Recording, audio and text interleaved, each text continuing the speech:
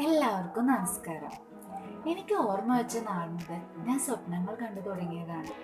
എനിക്കറിയാം, എല്ലാ കുട്ടികളും അങ്ങനെ തന്നെയാണ്. കുന്നോളം സ്വപ്നം കണ്ടാലേ കുന്നിക്കുരുവോളം കിട്ടുള്ളൂ എന്ന് അന്നേ കേൾക്കുന്നതാ. എല്ലാവരും പറയും, സ്വപ്നം കണ്ടാൽ മാത്രം പോരാ, അതിനുവേണ്ടി പ്രയത്നിക്കുകയും വേണമെന്ന്. പക്ഷേ എനിക്ക് സ്വപ്നം കാണൽ മാത്രമേ ഉണ്ടായിരുന്നുള്ളൂ കേട്ടോ. പ്രയത്നം തീരെ ഇല്ലായിരുന്നു.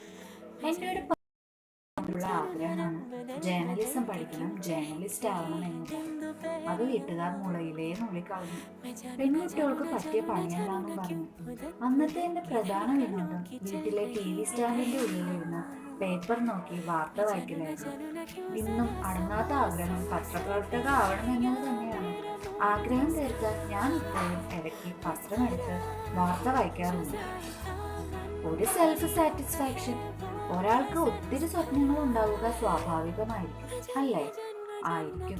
കാരണം ഒരു സ്വപ്നം അബദ്ധവശാൽ നിറവേറിയാൽ അടുത്തൊരു സ്വപ്നം സ്റ്റോക്ക് ഉണ്ടായിരിക്കുന്നത് നല്ലതല്ലേ? ഇനി ഒന്നും നിറവേറിയില്ലെങ്കിൽ നമുക്കതൊക്കെ ഒരു നല്ല ഭരണിയിലിട്ട് അടച്ചു വയ്ക്കാം. വൈകിട്ട് ചായയോടൊപ്പം കടിച്ചു മുറിച്ച് തിന്നുകയും ചെയ്യാലോ. സ്വപ്നങ്ങളായവർക്ക് ഒരു പ്രത്യേക രസമായിരിക്കും, ഉപ്പിലിട്ട മാങ്ങ പോലെ. ജേർണലിസം നടക്കൂല എന്ന് മനസ്സിലായപ്പോൾ ഞാൻ വലിയൊരു നർത്തകിയാവാൻ ആലോചിച്ചു. സ്കൂളിൽ കുറെ നർത്തകിമാരൊക്കെ ഉണ്ടായിരുന്നു. അവരൊക്കെ പിച്ച വെച്ചത് തന്നെ ഡാൻസ് സ്കൂളിന്റെ മുറ്റത്താണ്. നമ്മളൊക്കെ നൃത്തം കണ്ടത് തന്നെ സ്കൂളിലെ യൂത്ത് ഫെസ്റ്റിവലിലാണ്. ഞാനും ഡാൻസിനൊക്കെ ചേർന്നു. തിരുവാതിര, ഒപ്പന, സംഘനൃത്തം, ഇങ്ങനെ ഗ്രൂപ്പായിട്ട് എനിക്ക് പരിപാടി അവതരിപ്പിക്കാൻ പറ്റുള്ളൂ. ഒറ്റയ്ക്ക് കളിക്കണമെങ്കിൽ മോഹിനിയാട്ടം, ഭരതനാട്യം ഒക്കെ അറിയണ്ടേ. അങ്ങനെ നൃത്തം പഠിക്കാനുള്ള മോഹവുമായി വീണ്ടും. ആ മോഹവും വീട്ടുകാർ നിരുത്സാഹപ്പെടുത്തി. പക്ഷേ വാപ്പയും ഉമ്മയും എൻ്റെ സംഘനൃത്തങ്ങൾക്ക് എതിരായിരുന്നില്ല. അത് ഞാൻ തുടർന്നു. ഒത്തിരി സ്റ്റേജുകളിൽ കോളേജ് വരെ ഞാൻ സജീവമായി. അതുകൊണ്ട് ആ സ്വപ്നങ്ങളിൽ ഒരു നഷ്ടബോധം തോന്നിയിട്ടില്ല. അതിൽ മാത്രം നഷ്ടബോധം മാത്രമുള്ള ഒരു സ്വപ്നമാണ് പാട്ടുകാരിയാവുക എന്നത്. അതൊരു അതിമോഹമാണെങ്കിൽ കൂടി എനിക്ക് താളം, ലയം, ശ്രുതി എന്നിവ തീരെ ഇല്ല. ഒരു മൂളിപ്പാട്ട് പോലും പാടാൻ അറിയില്ല. എന്നാലും പാട്ട് പാടാനും അത് മറ്റുള്ളവരെ കേൾപ്പിക്കാനും ഞാൻ അതിയായി ആഗ്രഹിച്ചു. രസം അതല്ല, പാട്ട് പഠിപ്പിക്കാൻ വിടാൻ വീട്ടിൽ അതിയായ ഉത്സാഹമായിരുന്നു.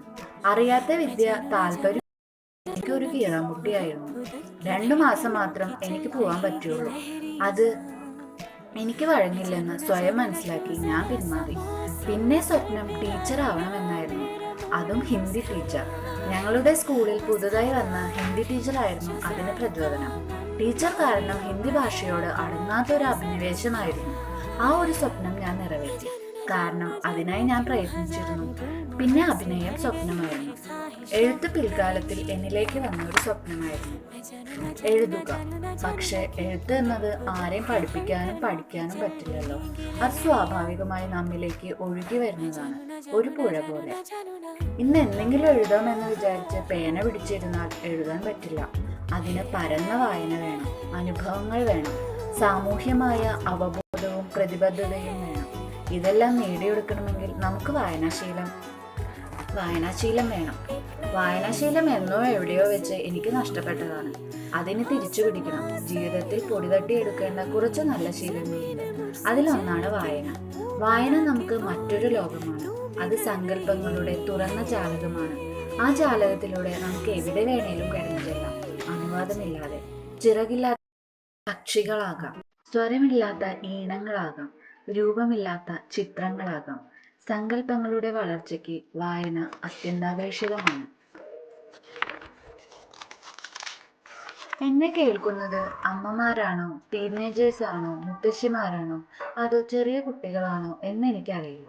ആരായാലും, ഏത് പ്രായക്കാരായാലും, നിങ്ങൾക്ക് വായനാശീലമില്ലെങ്കിൽ ഇന്ന് തന്നെ നിങ്ങൾ അതിനെപ്പറ്റി ചിന്തിക്കണം. വായന നിങ്ങൾക്ക് തീർച്ചയായും പുതിയൊരു അനുഭവമായിരിക്കും. നിങ്ങളുടെ സ്വന്തം റസ്മി.